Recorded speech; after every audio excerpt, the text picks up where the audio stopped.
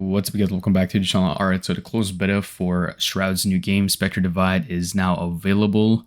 And so if you're wondering how to get access to this, then all you need to do is pretty much connect your Twitch account to your Steam account and make sure that you are watching streams that have drops enabled.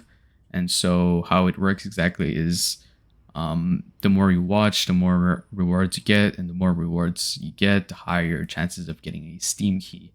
And so you can also request access via Steam directly. And so pretty much do all of these things, and yeah, just keep trying, be patient, and you'll finally get it. As you guys can see, it doesn't really take much to run this game.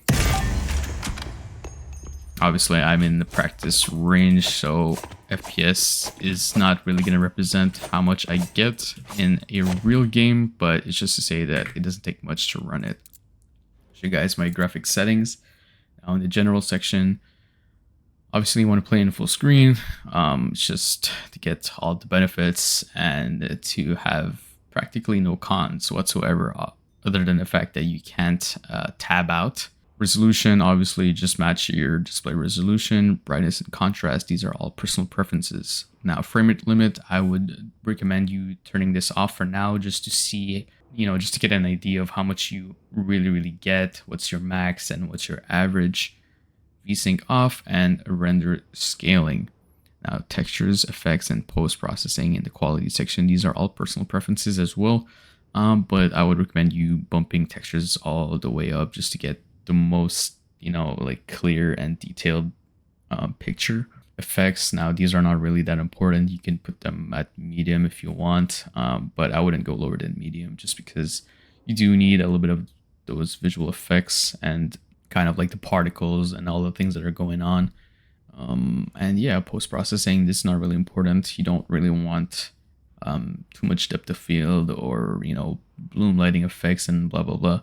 It's really just to make sure that you get the smoothing of jagged edges. Because if you put it low, it looks really bad, but medium is perfect. NVIDIA reflex, now this is on or on plus boost. You should know this by now. Practically every game has this. Really depends on your PC, but generally speaking, I would use on. NVIDIA DLSS, I wouldn't use this in this type of game. If you're struggling to get some frames, then turn everything to low, and yeah, I don't know what else to tell you, but just don't play with an NVIDIA DLSS.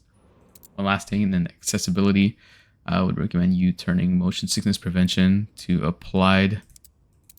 This is really just to adjust your center dot opacity, and center dot thickness. And yeah, it's really just to make sure that, everything stays in the middle and that you don't get motion sickness. So yeah, these are my graphic settings. My settings right now. I'll show you guys what it's like in a game.